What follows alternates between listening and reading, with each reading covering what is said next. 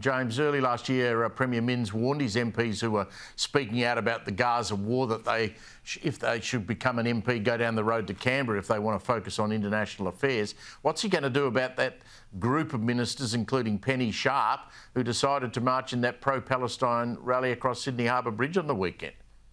Well, that's right, Stephen. And this is a problem not just for the New South Wales Labor Party, but for Labor caucuses all over the country, including the federal caucus, is that every time this issue comes to hand, you have people that are widely divided on the Middle East. And indeed, anyone from the Labor left seems to be convinced that, Israel, this monstrous government that have just been, railroading over the top. And I mean, as we know, and this has been discussed at length over the past few days, everyone can have sympathy for what's going on in the Middle East. And indeed, some of what is occurring is tragic, but no one seems to be able to answer the question in regards to a two-state solution about what that actually means for the elected government of the Palestinian district, which is Hamas, who are a terrorist organisation. Are they part of this? Are they on the table? Everyone seems to be shying from that and just condemning Israel and the Israeli government all at once. But for Labor, this is a minefield. And when you have Chris Minns,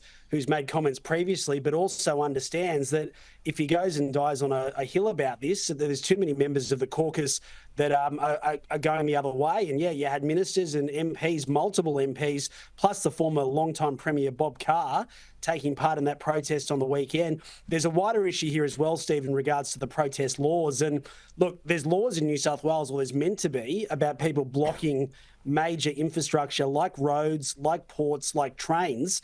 And it's interesting the police and the government haven't taken that line when opposing these protests up until now. So certainly we've got a precedent over the weekend, and it'll be interesting to see what happens from here. But yeah, definitely at a federal level as well, as we know, there's been a lot of MPs and ministers that have been very gun-shy on this issue. And one of the issues for that is votes and who's voting for the Labor Party and who is in these seats. Absolutely spot on. Carolee James, thank you very much for joining us. We'll talk to you again next week.